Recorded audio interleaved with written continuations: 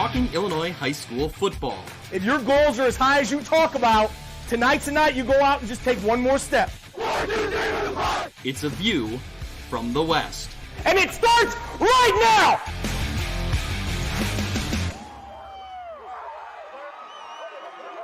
Welcome into another episode of View from the West podcast, the podcast covering local high school football on the western side of the state of Illinois. We cover the Western Big Six, the Lincoln Trail Conference, the Three Rivers Athletic Conference, and of course, we cover the Conference of Champions, the NUIC 11-man and the 8-man ranks. I give that introduction because Kyle Kampmeyer is listening. He's already pumping his fist. Kyle, the preview episodes are here, and we're kicking off basically where we left off last year. We were talking about the NUIC between Polo winning the 8-man state title and Lena Winslow winning the 11-man state title. Here we are. We're back. We're talking season previews for 2022. Kyle, thanks for being here. Welcome back. We're talking some real football here. It's right around the corner. Yeah, it's awesome. I mean, it's hard to believe that we're already at the end of July and we're getting ready to turn that corner. Practices are starting up in 2 weeks already. The summer's flying by fast. We're starting to see all these football camps come to a close and all these 7-on-7 starting back up. And before you know it, we're going to be hitting the sidelines. Yeah, I've been seeing on Twitter the 7-on-7 camps and just some different team camps going on. It's been a ton of fun to see that energy kind of back. So, without any further ado, Kyle, we'll get into our team previews. So we're going to start with the NUIC on the 11-man side of things. And the conference looks a little different this year. We have East Dubuque, who is now co-oping with the Wisconsin school. So their travel will be going up into the state of Wisconsin. So we kind of lose them, unfortunately, in the NUIC football ranks. But back in the NUIC 11-man division here in Illinois is Wes Carroll. So give me a little bit of background. I guess we'll start there. We'll start with, Wes Carroll being back. They were out a year because they had pretty low numbers of their upperclassmen, their juniors and seniors. What do you know about Wes Carroll heading into this 2022 season at the varsity level? Well, when Matt Leitzen left Wes Carroll to come to Stockton, where his alma mater is, that left an opening, and in came Theo Clark, the new head coach. What we expect out of Wes Carroll is not a lot, unfortunately, at this time, because one, we know that they're still going to be very youthful, and they're not going to have that varsity experience for the past 2 seasons under their belt like every team in the conference will have.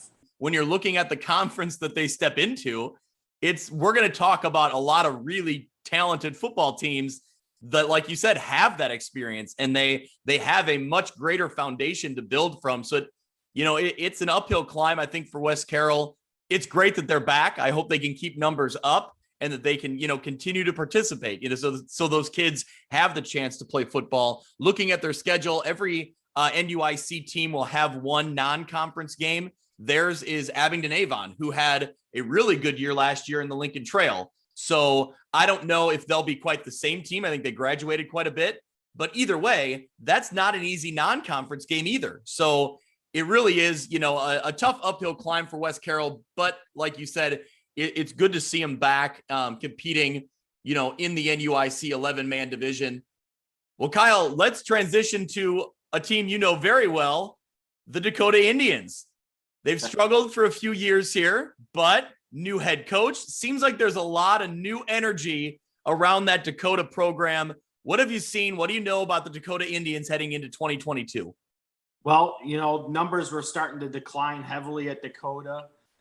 In steps a new face in Coach Dan Sheets, who was the defensive coordinator for the Indians. So he was there with them last year when they suffered through their 2-7 season.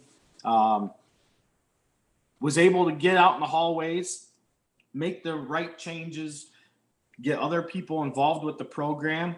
I'm seeing 15 seniors with, upwards of more than 50 players now in the program. So that's a great, that's a great sign for a team that's been struggling. Yeah, I mean, he added almost 20 kids off of what they had just a season ago when they were talking about 8-man football. And I think that's kind of the direction of where things started to turn south for Dakota. It was the talks because in Indian Nation, they don't want to play 8-man football. They want to play 11-man football. They want to be in the NUIC. They want to play the teams that they've always played, and they're very prideful. I mean, Dakota is a very prideful community all the way around, and you get the natives restless and upset and start going against their wishes, you're going to have some troubles, and that's kind of where the water is laid there. But as far as what Coach Sheets is doing, there is a lot of excitement around the program. One of the coaches for Dakota this year is a former NIU player who is married into a Dakota family. And he's from East Dubuque originally, went to Dubuque Hempstead for high school, however. He's going to be a very good addition both to their strength conditioning program and their defensive program as well.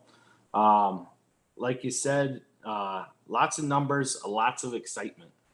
Yeah, looking through, some of the guys that they got on their offensive side of the ball, Adrian Arellano, 115 carries a year ago, 444 career rushing yards, had 4 touchdowns. Tug Dornick, wide receiver, had a couple touchdown receptions. Caden Niedermeyer, a name we said quite a bit last year, is back. So I think you have a lot of established players who hopefully can, keep things moving in the right direction. I know Arellano and Dornick were both all state in track. So we talked a lot last year about their speed. If they can utilize that, that's the magic, is how do you utilize it? How do you get those guys in space? And that's why I'm not a football coach. I let somebody else figure it out, but it's good to have that speed, certainly. Well, that was one of the downfalls to last year's team. Their 3 biggest linemen never went out for football. They were sitting in the weight room down in Duran lifting weights, but never played football due to differences of opinions. But you start to get some of these guys back out, and line play is critical in order to utilize that speed and get it out in space. And last year they didn't have those capabilities, so they tried to do a more offensive balance passing attack with a rushing attack. That just did not work out with the linemen that they had available to them. And now with the addition of the players that they have coming back out, they should see themselves with some more formidable linemen to be able to make the game play the way they want it to, which is going to be more that traditional style wing T, double wing type offense. Probably throw in some play action, maybe go spread here and there at times too, since they already have it in the playbook. That way they can change up their offensive schemes and looks. Coach Sheets said completely new offense and defensive systems that they'll be running. So, that's always interesting because how fast kids pick that up and how well they can execute it when they're kind of learning on the fly, especially in those first couple weeks. But I think just overall, the energy and the excitement seems to be back in that Dakota program. And that's great to see. I should mention, we talked about Adrian Arellano on offense. On the defensive side of the ball, 100 tackles, 117 tackles for loss, 3.5 sacks, a fumble recovery. So he's doing it on both sides of the ball. That's a huge impact piece to have back for this Dakota team. So we'll see how they do going into this 2022 season. Well, Kyle, let's move down the road a little bit to Duran Pekkatonica, a team that really kind of put themselves on the map last year. They had been on the rise over the past few seasons. But last year was finally that year that they kind of got over that hump. They went 8-0 in the NUIC, their first ever conference title, only regular season loss to a really good Decatur St. Teresa team who went 9-0 in the regular season. That being said, this 2022 squad, it looks a little different. They lost some guys from last year, but man, it still seems like there's a lot of talent for Coach Hoffman in this Dupec group. Oh, most definitely. I mean, you talk about the talent level that they had last year with, Hunter Hoffman, Bo Seaton, Jake Anderson, and those guys there. And you got quite a few that are moving on to play at the next level from that. And it's an exciting time for Dupec. If you look back at when they formed the co-op, they kind of were the laughing stock of the conference with both teams finishing 2016 at 0-9, joining together. They then go into that first season, losing their first straight 8 games. And here they are. They come out right where they expected to be. They thought that 2021 would be the year that they would be able to give a legit competitive level for the conference, and they did by winning the NUIC outright. And as far as the excitement level of what's coming up, you got a very talented freshman and sophomore class that's coming up, and you combine that with some of the seniors that they do have coming back. If they can get those freshmen to sophomores to be coming in this season up to the level that they can compete and play at, as they have been at the lower levels, you're going to see Dupeck be right where they left off. It's just the development aspect at this point. Yeah. And I think, you just described what becomes the hallmark of, a tradition rich program where it's year in and year out, you get a new group of freshmen and sophomores who have seen that varsity team have success when they were, running the sidelines as 8th graders, and they want to be a part of it and they want to put in the work to do it. So I can see where, that Dupeck program will continue to grow because there's kids who, from 6th, 7th, and 8th grade have bought in now. Looking on the offensive side of the ball for Dupeck, running back AJ Mulcahy is back, 546 yards, 5 touchdowns. He'll be an impact on the defensive side of the ball as well, 87 total tackles. Will Howard, quarterback / wide receiver, did a little bit of both for him last year. They have a couple linemen back in Brian Green and Caden Degner. Green will be a force on the defensive side as well as Degner. So guys playing, both ways, offense and defense, which is, what you come to expect in the NUIC, doing it at a high level. What I think is interesting, though, is this Dupeck program has the depth. They're, combining these two schools means they have a little bit more to draw from, being a 3A school in the playoff time. So they have some more depth, which I think becomes very big later in these NUIC football seasons. It's a grind, and if you can have a little bit of extra depth, that certainly helps, and it goes a long way getting into week 7, 8, 9.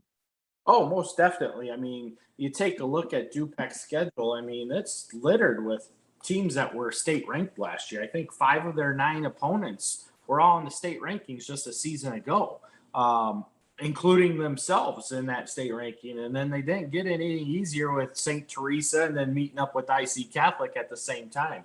But those are the games that are going to help build this program.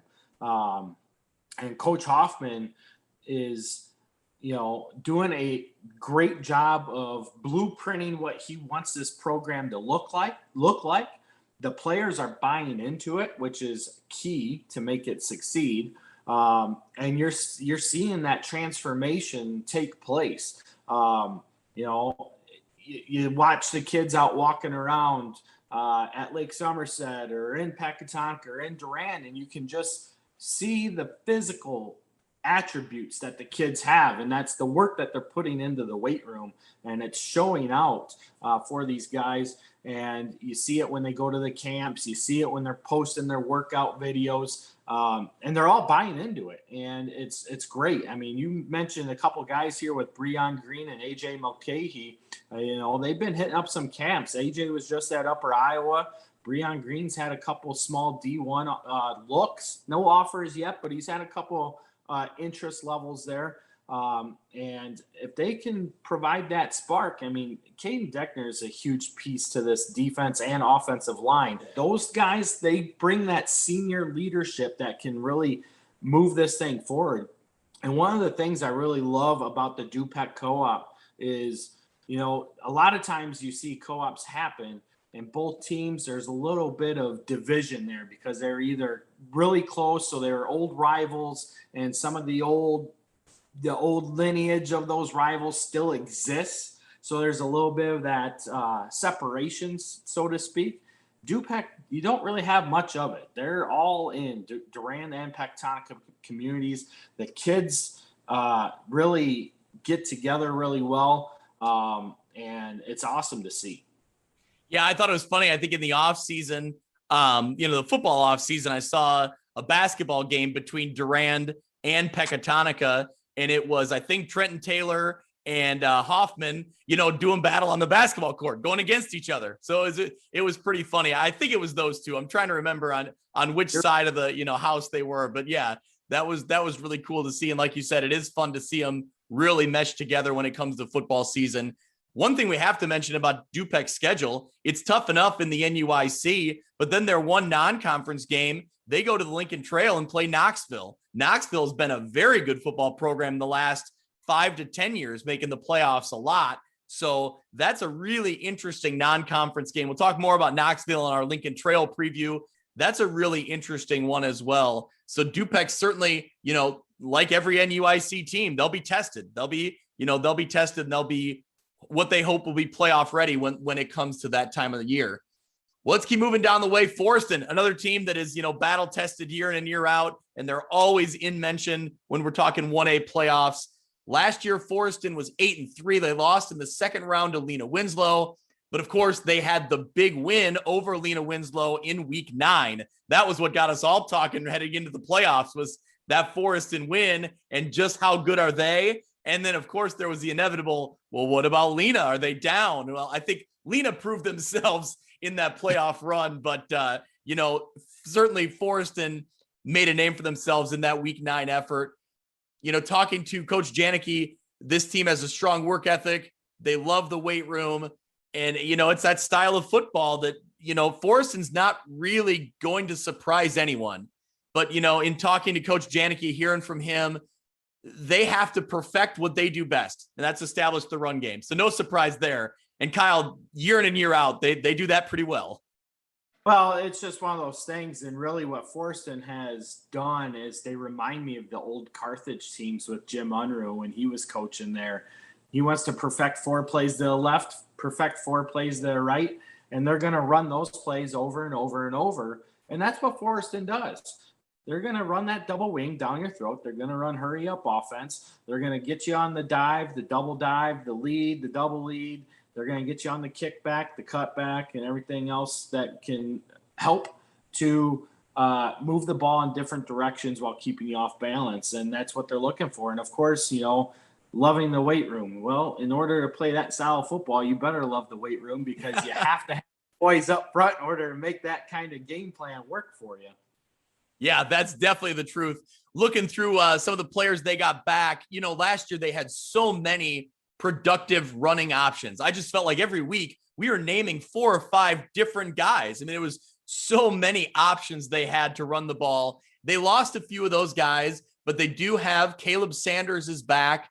McKeon Crace is back. Hugh Frederick, Micah Nelson, a bunch of guys that had a handful of carries. Leading the way was Sanders. He had 378 yards, 6 touchdowns.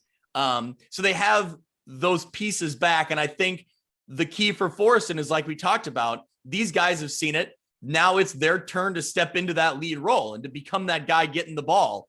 And I think they don't have to rely on 1 or 2. They can rely on 3, 4, or 5 guys like we've seen. Defensively, Casey DeVries is back. He had 48 tackles. Peyton Enkoff, if I butchered that name, I apologize. Kyler Gantz is also back. Enchef. Yes, there we go. There we go. So yeah, what do you see, out of these names and the guys they got coming back? They have you talked about it with Sanders, Crace, Frederick, and Nelson. I mean, I watched all 4 of those guys up close last year. Yes, they had a plethora of carries. They're all right in that 30 to 40 carry range, with the exception of Sanders, who really got a lot more carries towards the end of the season. And he had a couple good performances during that run there. I know he had a huge game against GCMS in week 8, which was a big breakout game for him, in my opinion. I was at that game, and I felt like he really shined on that day. I believe he had 3 of his 6 touchdowns in that game, actually. But, one of the things that you don't see here is the speed, and that's what they have. These guys all have a little bit of speed. They don't have a lot of size, but they definitely have the speed to go with it, and they're going to run hard. So, they run bigger than what they actually are, which makes them tough to bring down at times. And then if you get a good line in front of them that can get that push and create that little bit of crack space, they're gone in a hurry. And that's what's fun to watch with Forest. And, they continue to do what Didick had established in his tenure with Forest. And that's, let's get guys in situations. We're going to platoon in, platoon out. We're going to run 3 plays with these 3 backs. We're going to run 3 more plays with these 3 backs. And what it does is it conditions everybody for the long haul. So, you hear it from Coach Aaron. You've heard it from Coach Didick in the past. You're starting to hear it from Coach Hoffman. We're not playing necessarily for conference titles.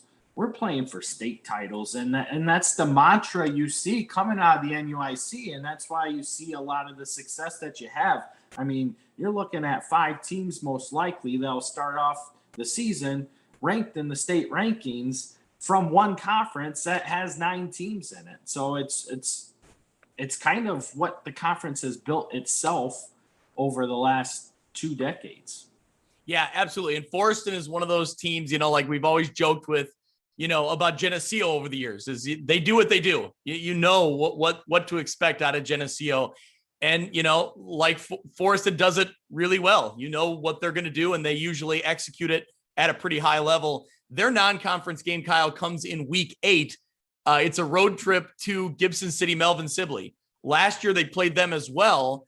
And I feel like last year we had a little bit of higher expectation for Gibson City, Melvin Sibley. They were injured and, didn't quite have the resume we thought they might. But either way, that's a huge 1A/2A game coming late in the season. And that's only a tune-up for Forreston, because then in week 9, they're playing Lena Winslow. So those last 2 weeks are really interesting for Forreston. Yeah, I mean, you take a look there, and you even add that week 7 game with Fulton right before you head into that. Yeah. They got quite the test in the last half of the season there for themselves. So it will definitely be excellent to see what Forreston can do. I think in week 2, that matchup with Dupeck on Labor Day weekend will give us a good taste of what we're looking at. And then they should be on cruise control until about week 7. And then they start to hit that gauntlet. And, GCMS, they were able to run through them pretty handily last year. Like you said, they were suffering from some injuries. Big one was their running back that went to Illinois, Aiden Lawfrey, was probably running at like 50% and still somehow managed to get a couple plays in that game. Talking to a lot of people in the HOIC, GCMS is going to be one of the teams to watch with Ridgeview Lexington coming out of that conference again. So there's a lot of hype around GCMS coming into this year again. Yeah, well, you nailed it when you said it a few minutes ago. There's always a gauntlet somewhere in the middle of an NUIC football schedule. So Forreston, obviously, like we said, they'll be tested. One of the teams that will test them, we keep moving right along to the Fulton Steamers. Their second year in the NUIC. Last year, they were 9-3 overall, lost in the quarterfinals to Lena Winslow.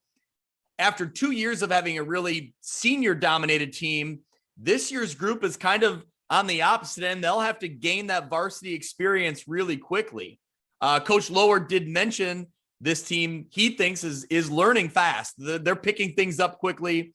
And I think after seeing success, I think a lot of these underclassmen, they're ready to contribute. They're ready to get the ball. They're ready to be, the guy starting, on a Friday night. Oh, I totally agree with you. I mean, you take a look at some of these guys, and they do have a good amount of returning starters or key contributors, especially on the defensive side of the ball. I mean, you see a lot of names that you saw last year returning, like Zane Panel, Ryan Eads, Ethan Price, and Braden Damoff. And you combine that with what they could do on the offensive side of the ball when they were getting little substitution play there as well. And yeah, I mean, they've nurtured and gained that experience. And when you are able to do that and you're playing at a high level like the Steamers did last year, you're going to bring back that confidence in yourself and what you can do, and and what you think your level of play should be at is going to match what you put out there. So, if your excitement level's high and you got a lot of good things going on, you're going to play very good. And I expect that from Fulton this year. Yeah, you mentioned, some key pieces coming back. Braden Dykstra, he'll be the quarterback this year for the Steamers. He did play 3 games last year when he was stepping in for injury, and Dykstra played pretty well. But I think what really intrigues me is the strength may be their offensive line because they have a lot of depth there. So if you have a good, solid line behind a quarterback who's had a little bit of experience, plus, they have running back, Ryan Eads is back, Balin Damehoff, a wide receiver, fast, quick guy, 4 touchdowns, all conference, honorable mention. So I think, there's some pieces there. Coach Lower will get them in the right places to make an impact, along with an experienced or a deep offensive line. I think that's a recipe for success for the Steamers once again. Oh, definitely. I mean, coming in that they're going to be starting off in the state rankings. There's no doubt about that. You take a look at the front half of their schedule, and it's pretty interesting. You go from Galena, who we expect to be somewhat down with the amount of people that they lost. You get Wes Carroll, but then you have Dupeck in week 3, and you meet up with this team out of Michigan in week 4. Yeah, what do we know about Muskegon Central Catholic? Do you have a read on them, or? I have not done much research on them yet. You kind of got me ahead of my time to be ready. I had some stuff put together, which is fine. I have not had the chance to look into Muskegon Central Catholic, though. I only expect you to know one state at a time. It's okay. You're off the hook on this one. We'll save that for down the road for maybe a week 1 preview. But anyway, yeah, I think Fulton's a great fit in the NUIC. I think they're going to compete once again. Coach Lower always has that team in a position to succeed. So, it, like we said, it's a tough road in the NUIC, but they're a team that can rise to that challenge. Yeah, and I was able to meet up with Coach Lower in DeKalb last year at the state championship game, and talked to him briefly. He was really excited about being in the NUIC, felt very welcomed by a lot of the teams within the NUIC. And I reiterated the fact that even a lot of the teams that have been established here in the conference were excited that Fulton was a part of the conference as well. And it is great to see. I love having Fulton in here. Be nice to get another team, maybe Morrison into the NUIC, just to, bring some other level of competition to play.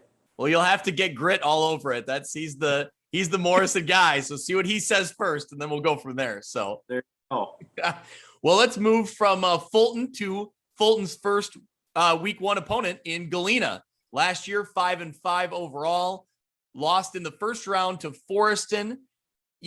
For this Galena team, I think offensively you have to look at, they lose such a talented duo in Ethan Heffel at quarterback and Brady Schemmelhorn at wide receiver. I mean, those two put up such good numbers for them and really led the way over the past couple seasons. That's tough to replace. They do have senior Sam Eaton back, 482 yards, 3 touchdowns. Junior Jack Reese also carried the ball a few times with a couple touchdowns. And on the defensive side of the ball, Jack Reese will also, be there along with Keaton Bauer. So, what are your thoughts on Galena going into this year? I mean, last year they managed to get to 5-4 and make the playoffs. Early round exit to Forreston, but they were right there. They played tough again in a tough NUIC conference. They were right there. I mean, if you remember, their first game with Fulton last year was very close. And at that moment, we thought that, we would see a lot of great competition out of Galena, and they kind of went Jekyll and Hyde on us last year, resulting in the 5-4 record. But they were able to make it to the playoffs and get back there. And I know that Coach Freed was very excited about that. The kids were excited about being back in the playoffs. We've seen kind of a decline from Galena until the 2020 season. That COVID year, they really broke out with that 5-1 record, had that very close loss to Lena Winslow in a great game and great atmosphere in Lena. And then they followed it up with what I would consider to be a successful season for Galena. And they were right there. I mean, they pushed Forreston to the edge in that first round game. I mean, there was a moment there where you're like, wow, Galena might actually upset Forreston here. And it was looking that way for quite a while. And then Forreston finally took control of the game. But it'll be interesting to see. Sam Eaton's an electric player. I know we named him to our NUIC Player of the Week last year in one of the weeks that we had. Very electric player. He's going to have to – him and Reese are definitely going to have to be some leaders for this team offensively and on defense too in order for them to see some success. Obviously, Keaton Bauer is going to be a guy to lean on the defensive side of the ball as well. I mean, you look back at how close they were in a couple of different games to where the story might have been different for them last year. And I can't help but think that you look at that 2020 spring season, they go 5-1, played a great game, almost knocked off Lena Winslow. And you wonder if they're one of the teams that was really stake bitten by COVID, if they would have had a normal season in 2020 and been able to, see what they can do in a 9-game schedule with playoffs, and we'll never know, but best of luck to Coach Freed and the, Galena Pirates in 2022. Let's keep moving down the way. Eastland Pearl City last year struggled at 1-8. Head coach Jared McNutt thinks this year in 2022, the defense will be the strength of this team. They returned 6 defensive starters, and McNutt feels the linebackers are the strength. Kyle, can EPC be led by a defense and get a few more wins this year in 2022? Well, I think so. I mean, you always hear offense wins games, defense wins championships. And it's true because if you have a stingy defense, you can rely on them to be able to convert some turnovers into points for you and kind of change the shape of a game for you. Kind of like the Bears used to play, back in the day.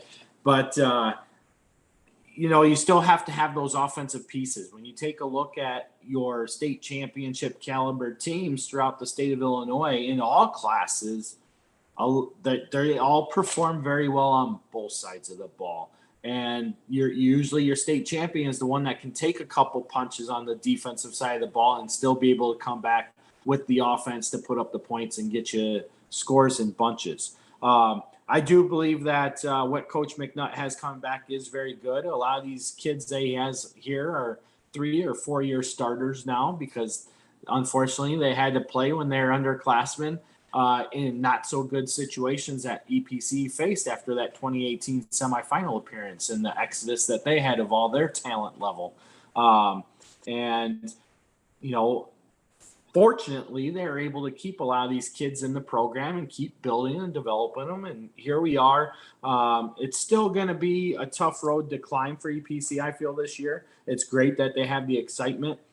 They do have quite a bit of good, solid kids coming back. One of the ones definitely that I'm looking at is Maddox Hayden. He's been a huge player for the Wildcats the last 2 years. Really stood out a lot last year as a junior, is entering his senior year now. So, you got Donovan Kuhlmeyer and Tanner Purdue, guys that also return. They're going to be seniors, and Levi Burkholder.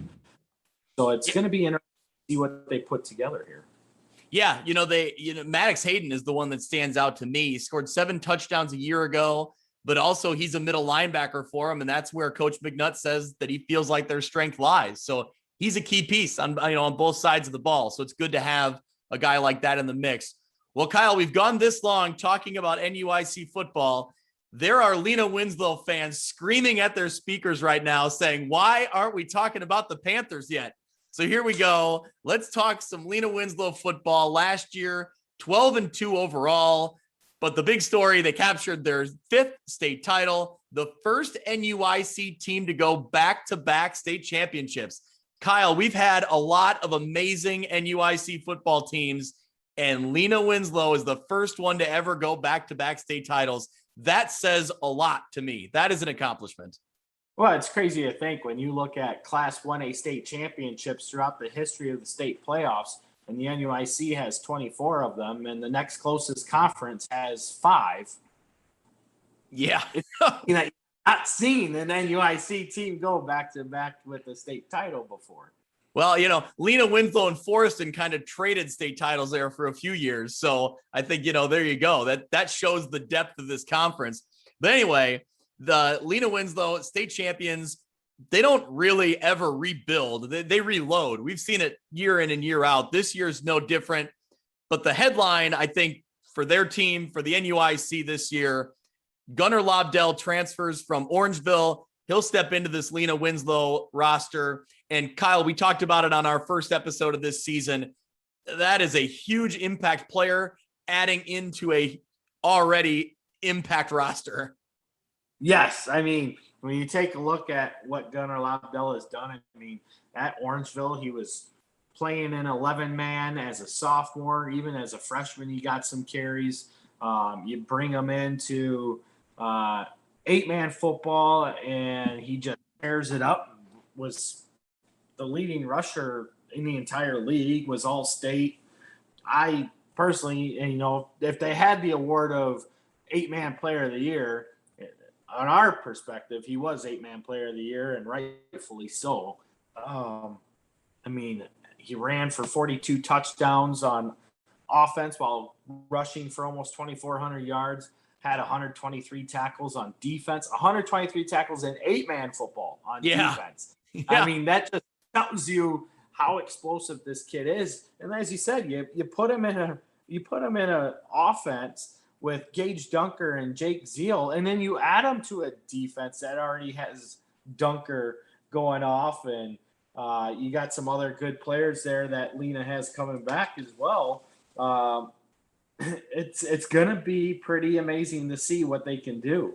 And, a lot of these guys that are coming back for Lena Winslow had a lot of playing time. And some of them were starters on one side of the ball, but not the other side of the ball. And so you're going to see a lot of growth and maturation, but as typical with Lena Winslow, you're going to see what they always like to call reloading. Yeah. It's interesting. You brought up the experience level for this Lena Winslow team.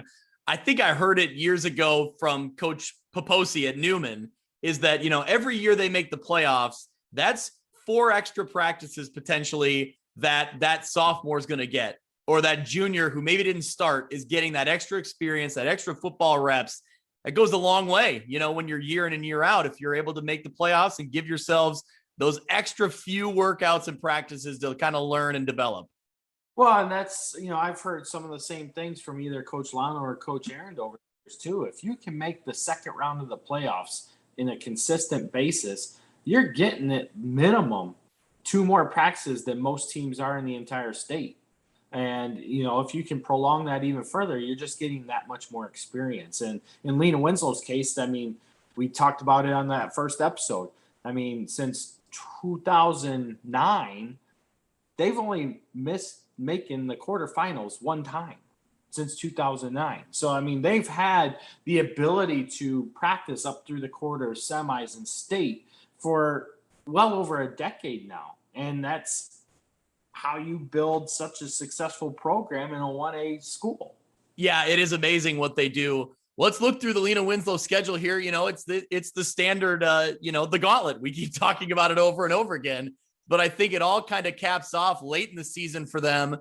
Pekkatonica or Dupek in week 7, and then Forreston in week 9. But Kyle, it's now officially on the IHSA website. Tell us about week 6. This is really interesting. So week 6, Lena Winslow had a 1-year pickup game with Chicago DePaul, because the expectation was that Wes Carroll would return to NUIC play for the 2022 season. So some teams went out and they made a home and home, like Forreston with GCMS. Most of them did not do that. They went with a 1-game schedule for 1 year, Lena Winslow being one of them. It left an opening in week 6, and ironically, Marion Central Catholic had an opening in week 6, and somehow the powers to be made it work out, and here we are with a huge matchup for Lena Winslow. I mean, I remember talking to Coach Aaron last year when he played Chicago DePaul Prep. I mean, that was a team that did not make the playoffs. They were a 3A school. But you put them in a traditional 3A conference, that team goes 8-1, 7-2. They're in the playoffs, and they're at least making it to the second round. That's how good they were. And Coach Aaron even stated, he goes, we may have bit off more than we could chew when we put them on our schedule last year. Well, here he is at it again, and this is the mindset that he has. We're going to play anybody that wants to challenge us. I remember in the COVID year, they were trying to get a 5A school to play them. And he sent film to that 5A school. They wanted no part to do with Lena Winslow because they didn't play that style of football. And it is. When you're going to play Lena Winslow, you're going to go up against the Bear, and that's what they are these days. A tip of the cap because he's willing to take on anybody, and his players kind of follow that same mentality. Well, Kyle, we got one team left to go through in the 11-man ranks of the NUIC. That is Stockton. Last year, they finished at 3-6. Overall, they return a lot of players who contributed last year, and they'll need to rely on some of that experience. Coach Matt Lightson has been impressed with their offseason. He looks for line play to lead the way at Stockton. I think, over the years, we've heard that before. Stockton, if they have a good line, that goes a long way to their success. That's what NUIC football is. And, that's something that Stockton looks to do well. So, what do you see out of Stockton this year and what Coach Lightson brings to the table?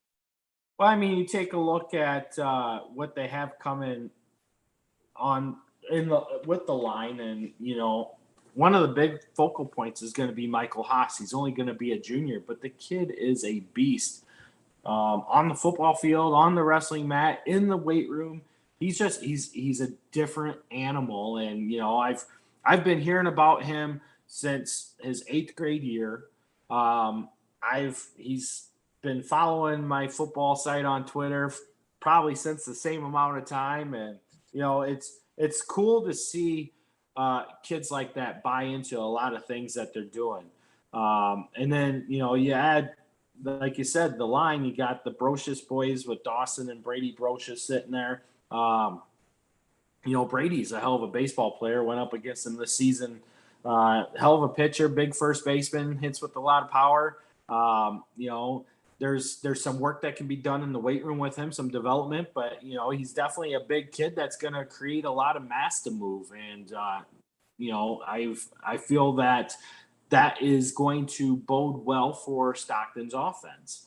And then you add in Griffin Luke at tight end. I mean, there's another wrestler that's gearing up, ready to go, and you get these guys in the right positions, and you're gonna have some fun. And I know Jace Phillips has been busting his butt in the weight room and is really excited to get back out there. And he's got the right components. And this is why I feel that Stockton's one of those teams. Yeah, they were 3-6 last year, but they're definitely a team that I posted out on Twitter that they're a team I'm looking to watch. They're that team that could be that dark horse that can go from 3-6 to 6-3 and make the playoffs. Well, I think what really stands out to me is that Coach Lightson mentioned needing more explosive plays on offense. But when you talk about having that experienced line play, I think if they can be strong up front and, lead the way, that's the foundation right there. That's what sets up a big explosive play. So I do see what you're saying. I think there's some potential there for Stockton to make that jump. So Kyle, you kind of led into, I was going to ask you, who's your dark horse in the NUIC? Maybe not. We'll get to overall who your prediction is to win the conference, but your dark horse, you kind of already pegged it on Stockton. Is that where you're going to stick? Well, I had two of them, and really it's Stockton and Dakota. Both of them struggled last year. Dakota was able to squeeze one out over Stockton in a close game. Granted, Stockton was a little banged up in that game heading into it, missing their best player. But, you still got to play the game where it's at, and Dakota got that one. And, you look at the amount of impact players that both teams have coming back. I feel either one of these teams can definitely be that team that goes from 2-7, 3-6, and turns it into a 5-4, 6-3 playoff run this year.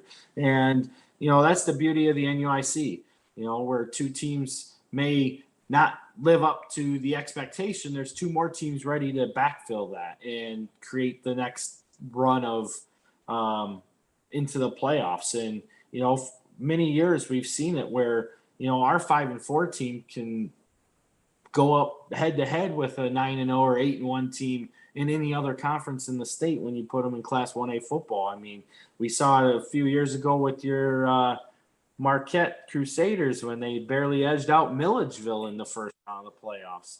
That's right. The field goal was good too. It went just inside the crossbar for any debate that we for any debate. Sure I saw it. But that's all right. Well, if you're gonna go Stockton, Dakota was going to be my pick. I really like what Coach Sheets has got going there. It seems like the energy is back in that program. So let's see if they can take that next step. That's the team I think that I could see them flipping that record and getting, like you said, the 5-6 wins, put themselves in a playoff game against a good team from another conference, but maybe the team that hasn't played in caliber schedule like the NUIC. So I'll go there with Dakota. But now the big pick. Who's going to win the conference? Honestly, money's got to be on Lena Winslow. I mean, you take a look at the ratings, you take a look at who they have coming back, you take a look at every aspect of it. And right now, I would have to say Lena Winslow is a 2-touchdown favorite over everybody in the conference at this point at the start of the season. Now, obviously, injuries or other options or things can happen. We're talking about high school boys after all. But, right where we're at right now, I feel that Lena Winslow is definitely the pick to win the conference. And, they're heavy favorites. I can't argue that at all. I can't argue that at all. I'll go Lena Winslow, but I'll put you on the spot. Maybe this is a tougher question. Who finishes number 2? Who's the second team in this conference? That I have to. That's a hard one. I mean, I'm putting you on the spot. I didn't tell you this one. I know, and that's tough because, like we just talked about, Fulton's got a very good defense coming back. Dupec's got a great plethora of upcoming sophomores to join up with their seniors and juniors that are ready to go. And Forston, Coach Janicki always does what Diddick always did, and Forston's going to be right there in the mix. Honestly, I think you take one of those teams out of a hat, and you can't be wrong. I won't pin you down. I won't make you pick one right now, but I agree. I think those are the names that came up to me as well. Okay, I'll give you one. I'm going Dupec number 2. All right, there you go. He's on the board as Lena Winslow number 1, Dupec number 2. I like that makes a lot of sense. I'm gonna toe the line and be the host that doesn't make an official prediction like that. But I like that I got you on to do it. So I have no problem putting it out there. Absolutely. All right. Well, Kyle, take a breath. That's the 11-man ranks of the NUIC. We still got some 8-man football to talk about here. Let's dive right into the 8-man ranks. A little bit of different look for the conference structure for the 8-man division this year. Now it's going to be 5 different conferences. There's the Central 1, Central 2, North 1, North 2, and the South. Our big conference with most of our teams is the North 2.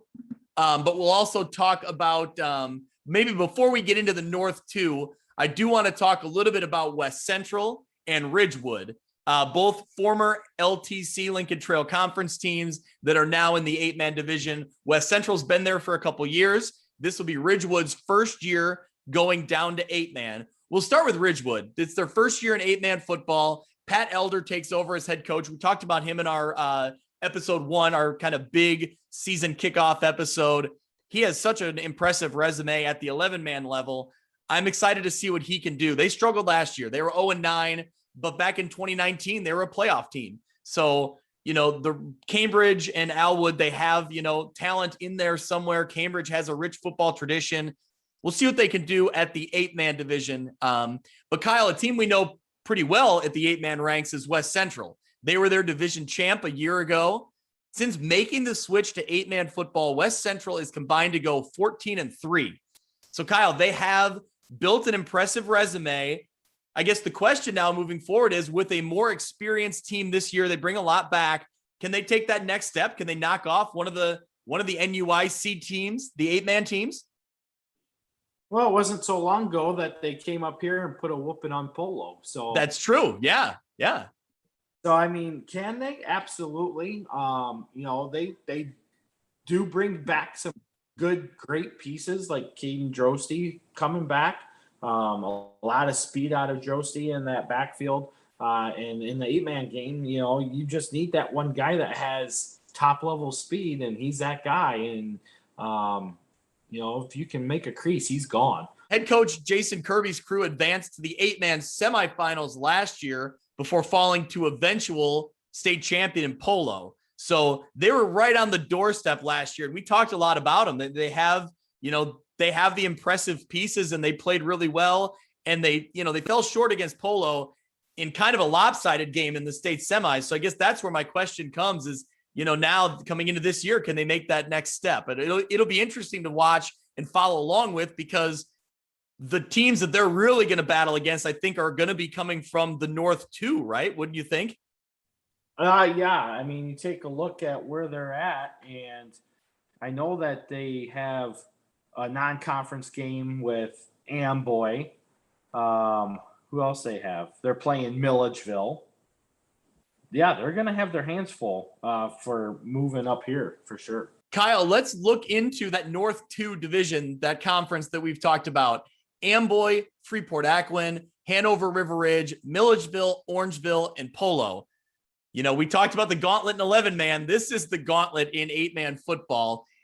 And we'll start with a team that I think you're really excited about. Let's start with Amboy. Last year, they were 5-4 in the regular season, but they came on real strong in the playoffs. They won 2 playoff games, defeating Acklin and Milledgeville. They got a lot of pieces back. And when I say a lot, I mean a lot. These guys return a lot of talent that had a lot of production. They do. And I mean, really, they came as a surprise. I mean, you expect them to make the playoffs last year, either at 4-5 or 5-4. I can't really remember exactly where I had projected them. I know they were in the playoffs, though, in my projection. And I think by going into week 9, I had them finishing 5-4. But I did not expect them to do what they did by upsetting Acklin in the first round and then upsetting Milledgeville in the second round. I had Milledgeville going to the semis for sure.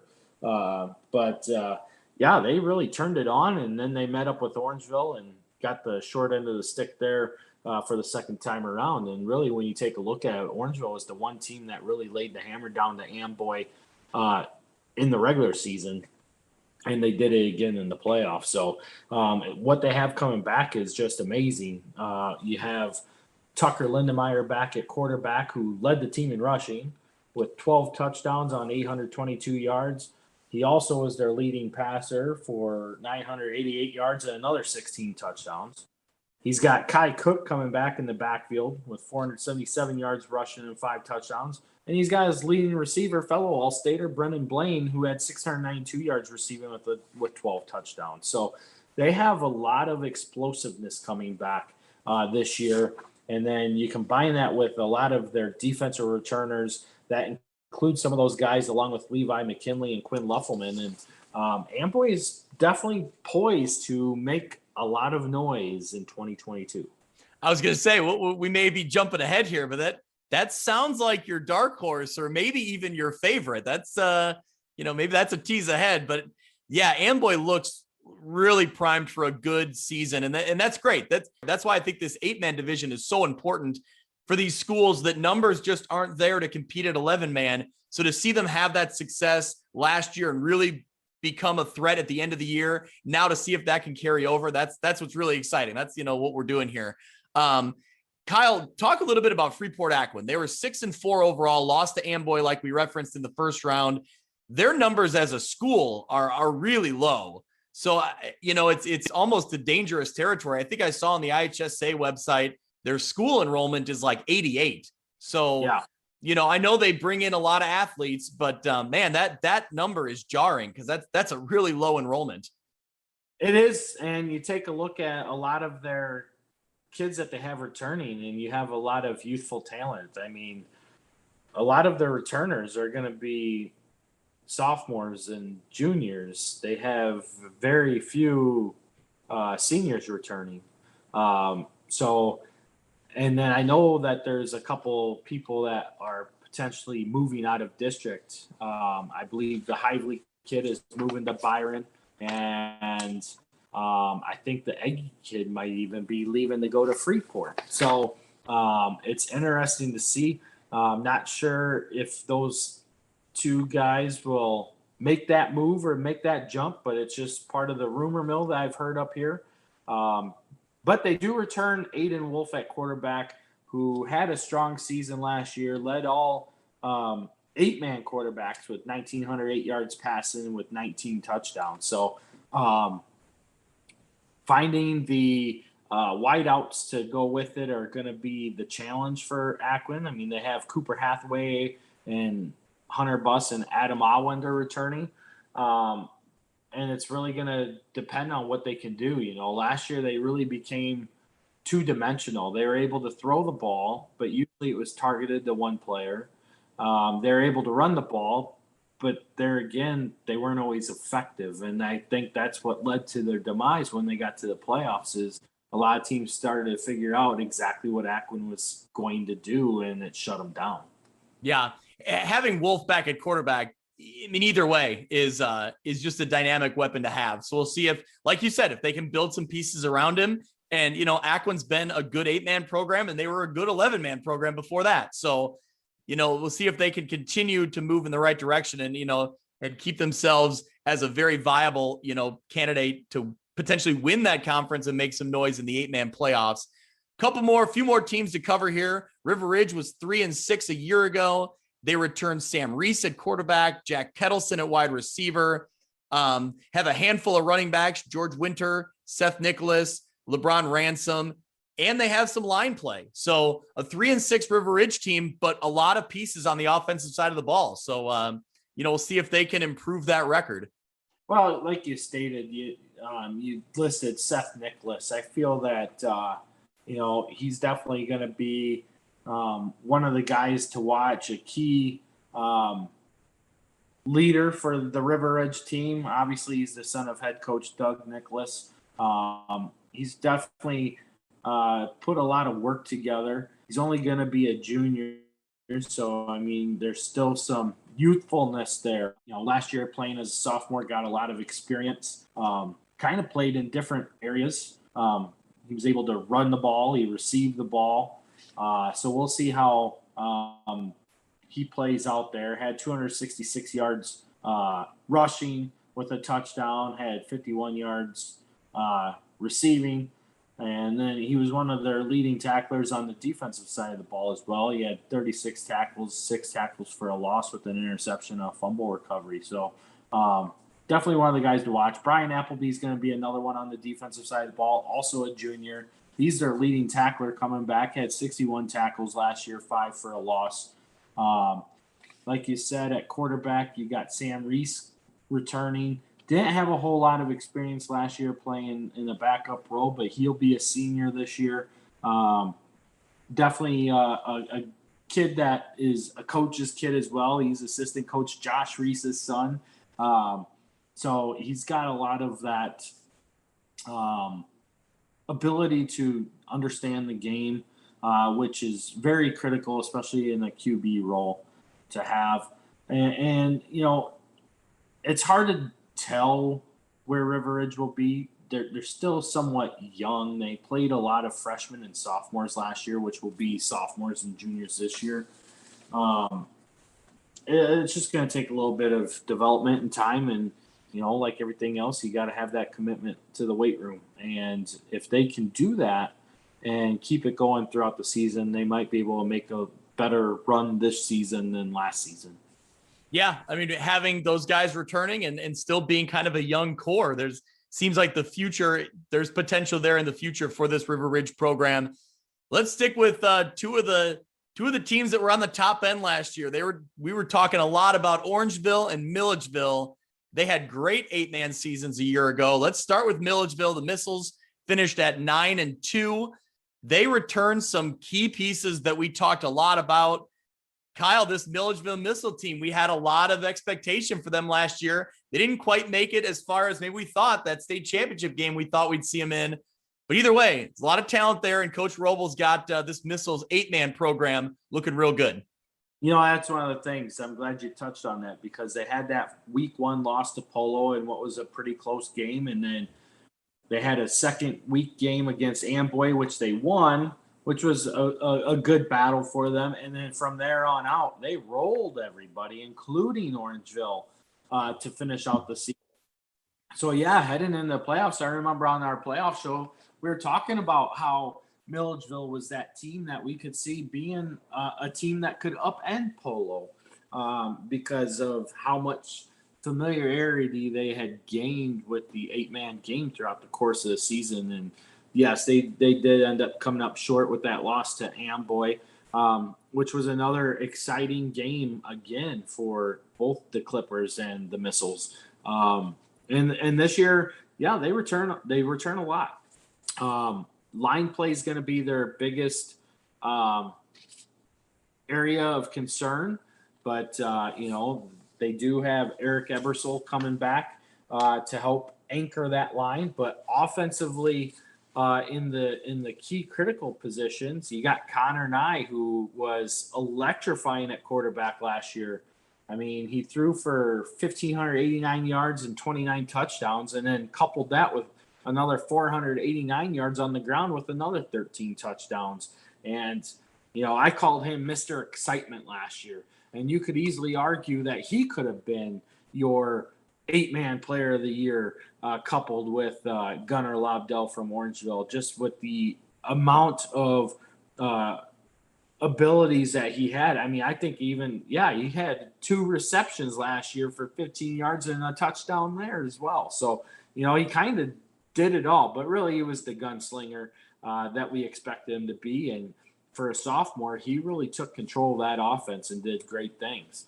With that, you got Bryce Audie coming back, who was his leading target with 709 yards receiving and 10 touchdowns. And then you got Kason Johnson back as well. So he's got the team around him to make things happen. You got Bryce McKenna back, who was a sophomore as well, will be a junior that will probably pick up more carries in the backfield this year. Yeah, and we'll see what they do. I mean, a lot of their offense last year was built upon the play action and basically allowing Connor to decide if he wanted to throw or pass. And it created a lot of chaos, especially in the 8-man game, for the defensive opponents to kind of keep them in check. And they found a lot of success there. And I would expect Coach Roble to stick with a similar game plan with more experience in those critical positions as well. Yeah, I can see Milledgeville once again being, a name we talk about a lot in the 8-man division. And we have to talk about Orangeville. We'll wrap up with Orangeville. They finished a regular season of 8-1, made a great run in the playoffs, in the 8-man playoffs, falling just short to Polo in the state championship. I believe of all the 8-man games last year, that was one of the lowest final scores we saw. 12-8 final, I believe, in the state championship game, where Polo came away the winner. But you don't see that all. We joked a lot about the offense on 8-man, but the defense showed up at that state championship game that Orangeville fell just short. What do we look in 2022 for this Orangeville squad? Well, unfortunately, numbers are down. They're going to have anywhere from 22 to 24 kids. I was talking to reestablished head coach Jay Doyle on what his expectations are. And, he's definitely hopeful. He thinks his team will be better than what outsiders are predicting. Obviously, I do feel that we'll see somewhat of a drop-off. Their leading rusher is Blake Fulgate. He's actually their only rusher coming back now with the loss of Gunnar Lobdell transferring to Lena Winslow. So offensively, he's their only threat returning with 380 yards rushing and 3 touchdowns. Defensively, he's also their leading tackler coming back. So they have a lot of holes to fill, and you're going to have to see guys like Gavin Roth and Ben Briggs really step up. Both were sophomores last year, juniors this year. At times, both of them struggled on the defensive line and on the offensive line, for that matter, when they had opportunities. I know Gavin Roth was a starter on the offensive line last season, so I expect the same this year. And I would expect to see Ben Briggs starting both ways as well this year. but they're going to definitely have to make some big strides in order to find success. And, I think we can see Orangeville probably more middle of the road this year, especially when you look at their schedule right out of the gates is Milledgeville and Polo. So, you got two tough games right out the gates. Then you kind of calm it down, but then week 5 you pick up Amboy again. So, well, really they don't get a bypass anybody. So yeah, it's tough for them. There's never, it's hard to find, those weeks in the NUIC schedule, whether it's 8-man or 11-man that is, that seems to be a sure win. There was a hard to come by. Well, Kyle, we'll save the best for last. The Polo Marcos last year, 13-0, 8-man state champions. The story for the defending state champs is that they return their 2 top-tier running backs, but they do need to replace some linemen. But either way, Avery Grenoble and Brock Soltau, man, getting those 2 guys together again in the backfield, that's a great start for this Polo team, right? If they're trying to do what they did last year. Well, it's a great start both offensively and defensively. I mean, you take a look at Grenoble on the defensive side of the ball, even he led the team in tackles from a linebacker position. And if you remember that state championship against Orangeville, he was the one that was creating a lot of chaos in the backfield for the Broncos, or for the Marcos against the Broncos, being able to thwart the running game of Lobdell to help shut them down and limit their opportunities. So getting those 2 guys back is definitely huge. And obviously, Solto is only going to be a junior, Grenoble going to be a senior. And you're getting 3,200 plus career yards out of them coming back. And who's not going to say, yeah, give me that. Yeah, this Polo Marco team has as impressive as a resume of any of the teams we mentioned. Maybe Amboy's in the mix as well, but we've talked about Milledgeville, what they return, and a few others. Before I make you pick your favorite kind of from our area, what are some teams around the state that kind of catch your eye that maybe we should be watching for in the 8-man division? Well, I think Milford Cisna Park, they were the 2018 state champs. Obviously, 2019, they went back to the state championship game where they lost to Polo. Here, they were kind of hit with some injuries, which did not give them a record that they should have had. But then they run into Polo again in the quarterfinals, and talk about an offensive fire output. Man, 62-52, and at one point, Milford Cisna Park had Polo on their heels because MCP had the lead in that game before Polo finally put up the final run there to give them that 10-point victory. So I think outside of up here, MCP is definitely one of those teams to watch in that southern half. We already talked a little bit about West Central. I definitely think that they're going to be a team to talk about. And I can't remember how much Decatur Lutheran loses, but they went 6-0. And then in the COVID year, last year they were 5-4. But a couple of those losses were due to having players out for COVID.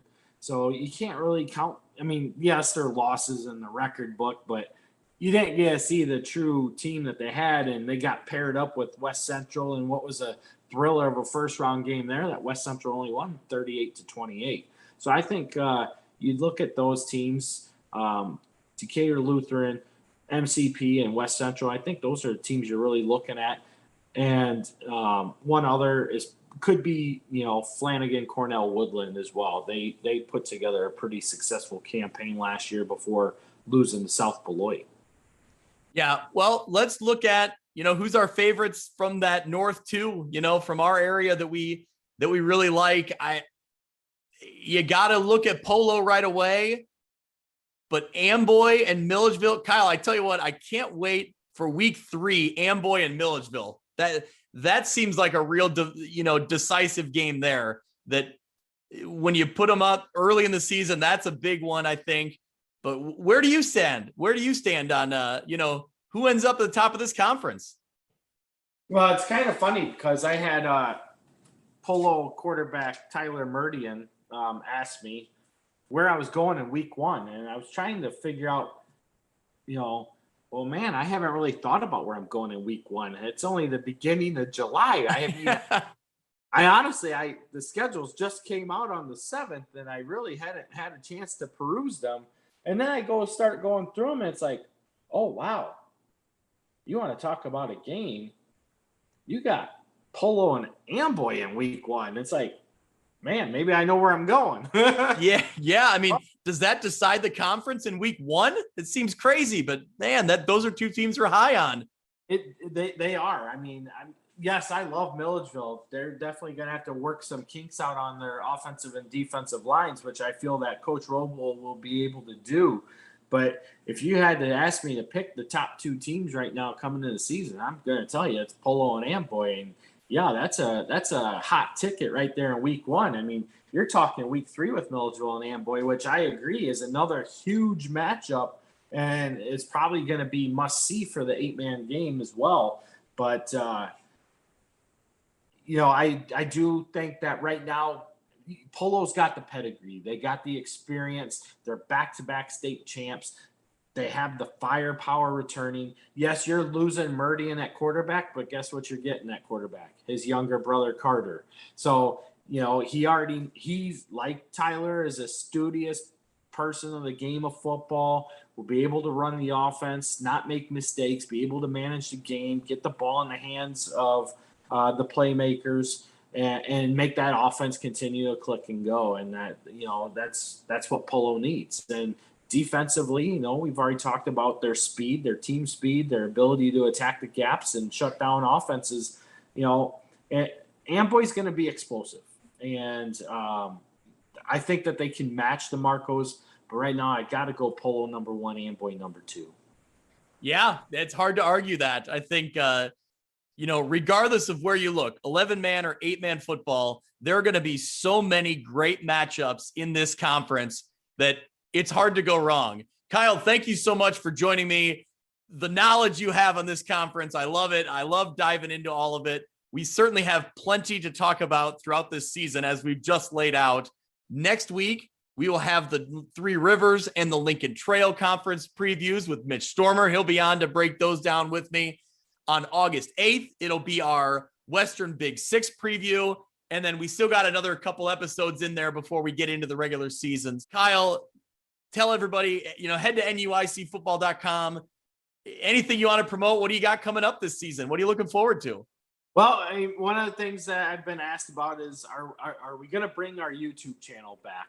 And the answer to that is yes. One way or another, I will be putting out our weekly YouTube videos where we dive into recaps of the week prior and we go into previews of the week coming up. We talk about the teams to watch, the players to watch, what's going on, and start to develop what we see outside of the conference as potential teams to look at when we get to the playoffs as well. Like I said, a lot of people have been asking about that.